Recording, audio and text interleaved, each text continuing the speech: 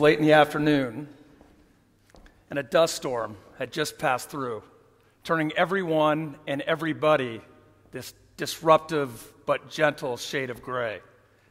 We turned our bikes away from the esplanade and down the 3 o'clock artery, heading for our camp, when, as it always happens, something and then somebody caught our eye. She had jet black ponytails which framed her angular face, wearing leather goggles, and only a cape, black lingerie, and studded combat boots.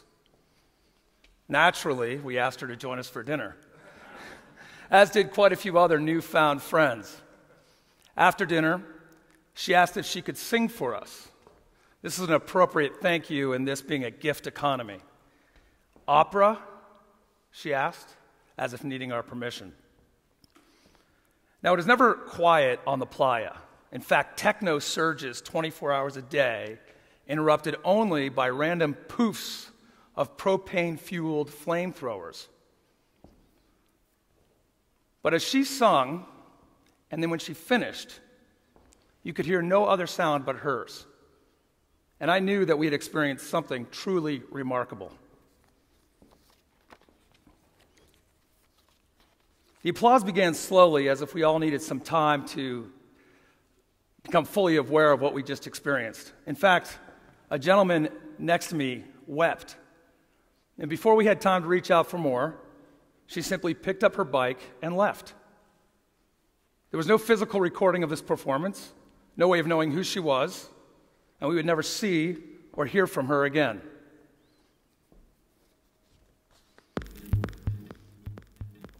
On June 21st, 1986, Larry Harvey, a landscape designer and single father, met with some friends on San Francisco's Baker Beach. They would build an 8-foot-tall effigy of wood scraps, baptize it with gasoline, hoist it, and set it on fire. 24 years and 24 burns later, Larry Harvey's spontaneous act of self-expression has become a week-long annual gathering of 51,000 people to northern Nevada's Black Rock Desert. Burning Man is an experiment in community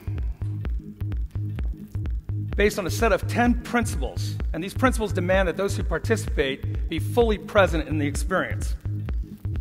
The principles include radical inclusion, gifting, decommodification, communal effort, civic responsibility, leaving no trace, participation, immediacy, radical self-reliance, and of course, radical self-expression.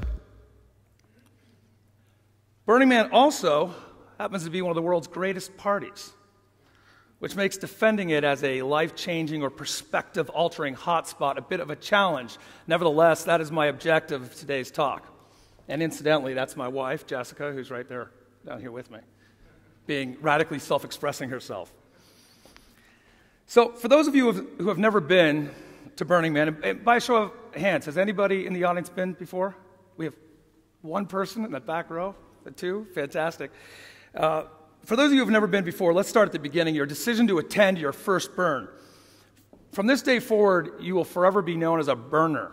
And in California, especially Northern California, there are a lot of burners. So many, in fact, that's impossible to typecast them. Burners are artists, moms and dads, socialites, and musicians. They are venture capitalists, hippies, police officers, and firemen. Burners are lawyers, teachers, CEOs, and entrepreneurs. Jameis McNiven of Buck's Restaurant is a burner. Of course, when you decide to commit to Burning Man, you'll be very excited about your decision, and you'll want to tell all those that have been before you that you're going. When you do, veteran burners will always respond by telling you it's not going to be very good this year. I heard it isn't going to be that good this year anyway. Someone told me that last year was the last good year, and that it is now recounting to commercial. Are you talking about when you say commercial? Are you talking about the ice vendors? Or perhaps you are referring to the porta-potty cleaning services? It is just what I heard. Heard from whom? What if I told you that just like for the last 25 years, there would be no vending, and that Burning Man has not become commercial in any way?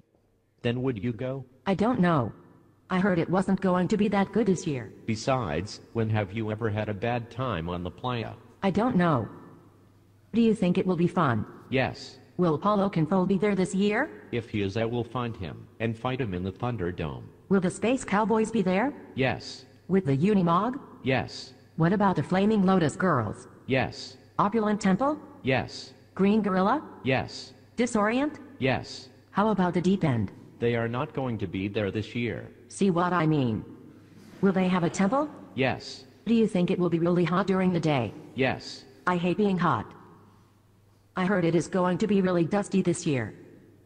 Do you think it will be very dusty? Yes. Does your camp have a shower? Yes. With hot water? Yes. Do you think I should bring my bike? I just unfriended you on Facebook. I think I will go to the burn.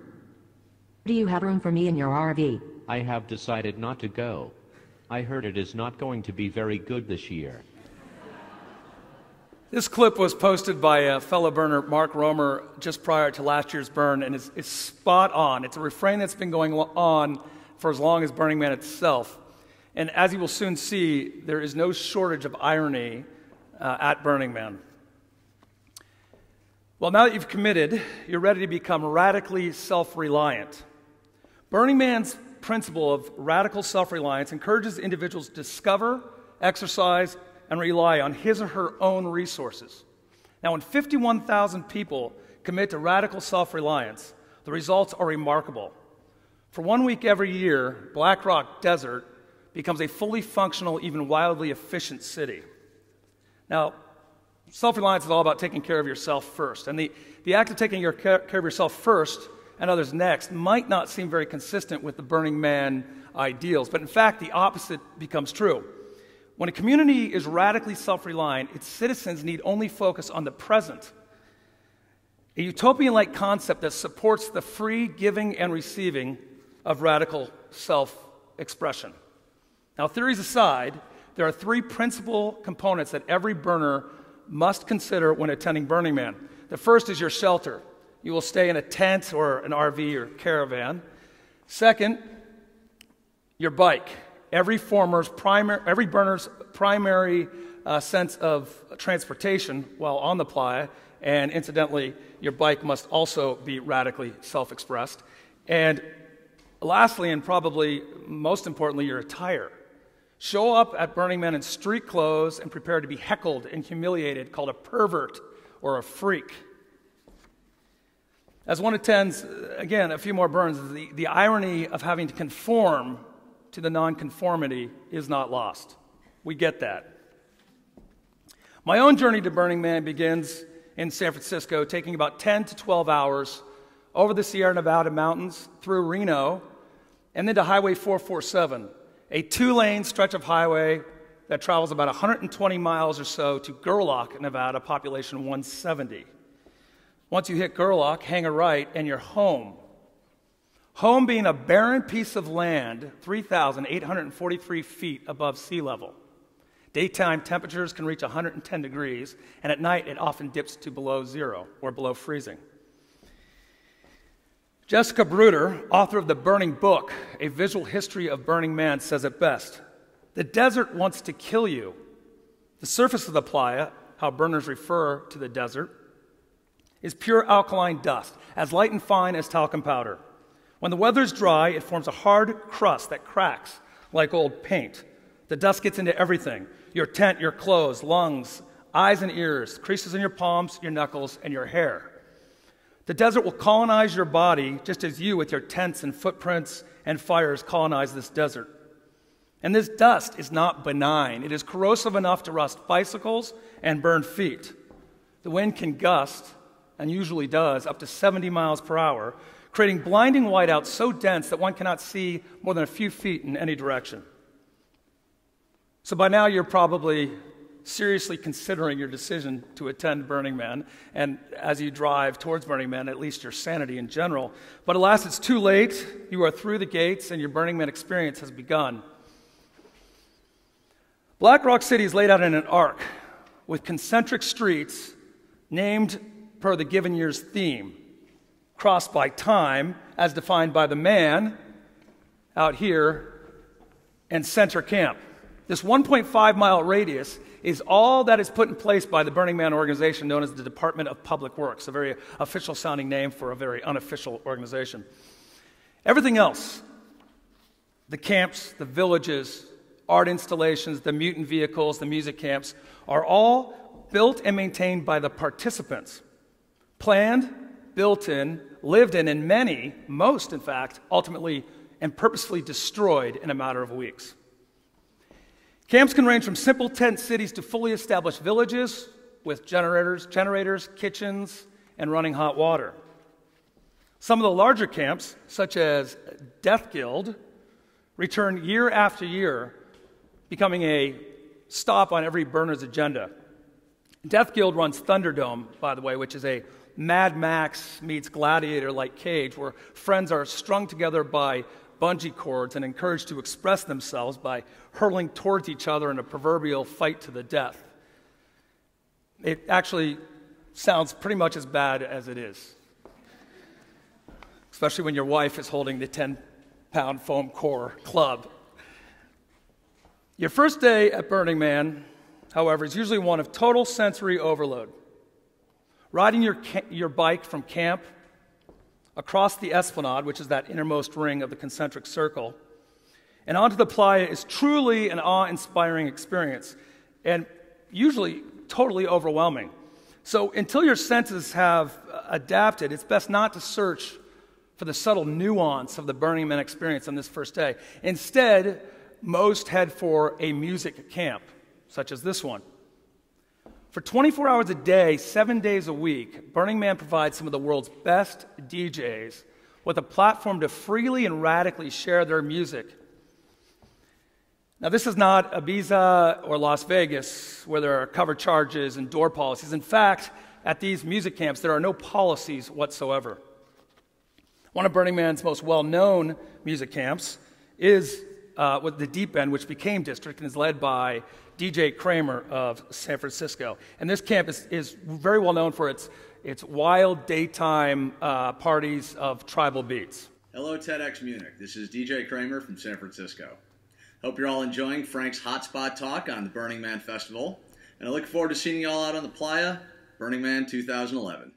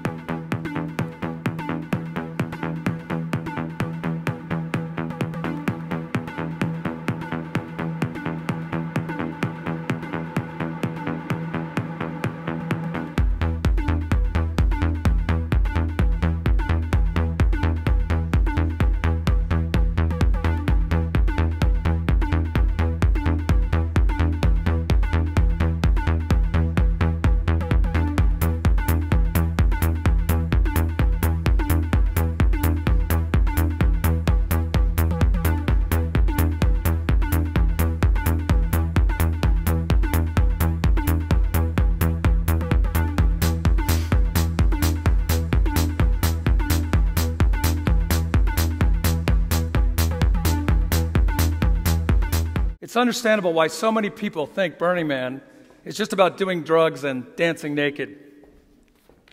Not that there's anything wrong with that. And in fact, for many people, it is just that, an excuse. But for most, it has a far more valuable purpose. Burning Man provides a very unique opportunity for personal growth and renewal. The impermanent nature of this overall experience demands that one be very present at all times, and this state typically leads to being in a very present state of mind. The gentleman I spoke about at the beginning of my talk, the one who wept, he was a hard-as-nails builder from Reno, Nevada. He came to Burning Man to party. He had never heard opera before, and at least not in person. He'd certainly never been moved to tears by a stranger's song. But that simple gift had forever altered this man's perspective. And although partying was still very much on his agenda, so was a newfound willingness to experience art in all forms. And if that art should move him to tears, so be it. The art at Burning Man ranges from the very dramatic to the subtle.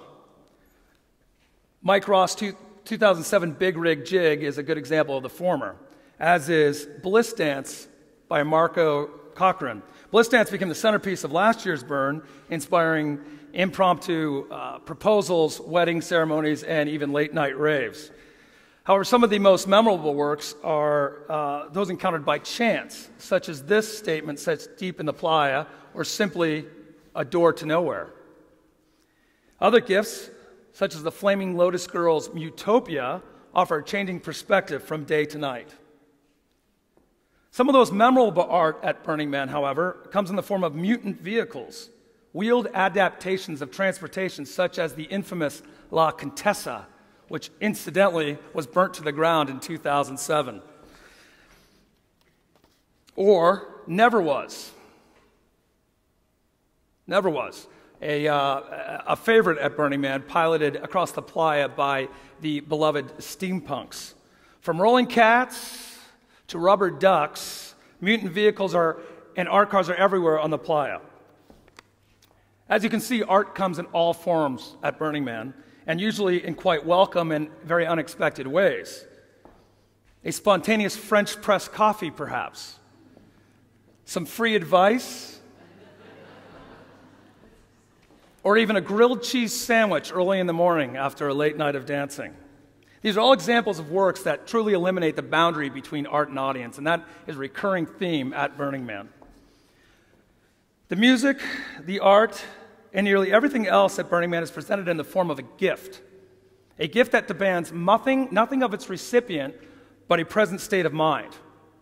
One might think that staying present, if even just for a couple days, a task better left to the Buddhist.